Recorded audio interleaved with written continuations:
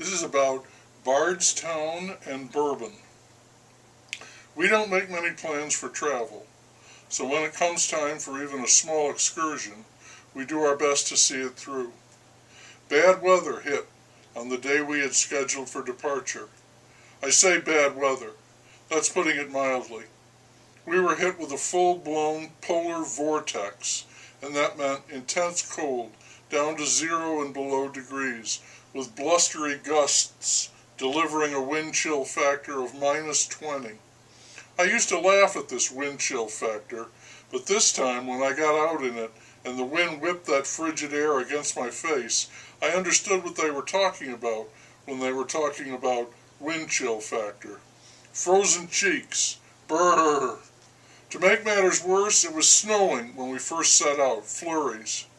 Visibility was poor, and there was snow on the road surface, so it was impossible to see the lanes. And then there was that wind sweeping more snow across the road. So we were crawling along at 30, 35 miles an hour, and that seemed like breakneck speed given the conditions, but at that rate, it would take 5 hours for us to get to our destination. We kept on thinking the conditions would improve as we got further south, and this proved to be true. It stopped snowing, we could see, and the pavement cleared.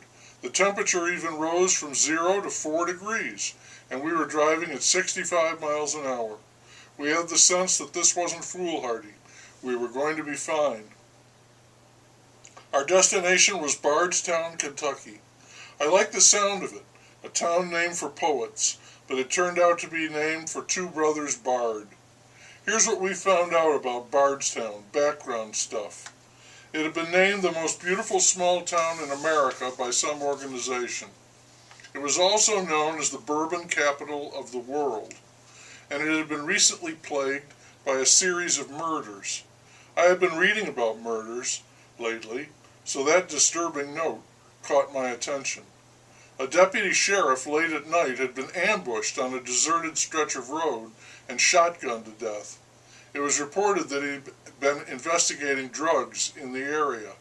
A mother and her young adult daughter had been murdered in their own home. Grisly work.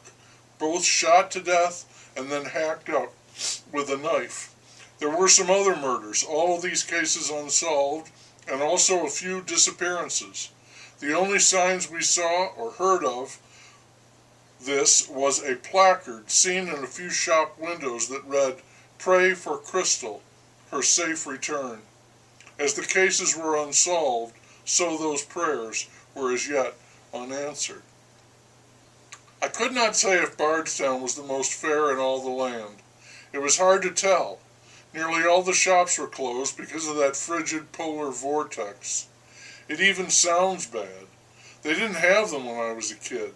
We had blizzards, snowstorms, sleet, but no polar vortices. All the schools were closed, too, and the governor made news when he objected to this and said that today's kids were soft. One lady we met said that she hadn't put out her garbage. It was that cold. And another recalled one long ago time when it snowed in May on the day of the Derby. We saw the place that supposedly inspired Stephen Foster to write My Old Kentucky Home, but we offended two attendants when we decided to skip the tour, including singing guides. Overall, with everyone holed up because of the cold, we were not able to get a feel for Bardstown. The old Talbot Tavern was open, 200 years old and still in service despite the cold. There was a fire set in one fireplace, the gas fire with the fake logs, but still sending out some welcome warmth. We had mugs of hot tea and walked around the place, timber and stucco with horsehair in it, for a better bond. We went on a tour of the Willet Distillery, also open in the cold. They said if you come at 2, we'll be here. All bourbon must be at least 51% corn mash and stored in charred oak barrels for at least 4 years. The huge buildings that store the barrels are frightfully ugly, but the barrels themselves are sturdy works of art. Each barrel can be used once. They Then they are sold to craft beer brewers or to distilleries in Scotland.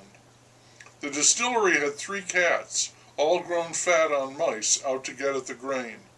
After the brewing, the used grain is strained off and pumped into trucks and taken away as cattle feed.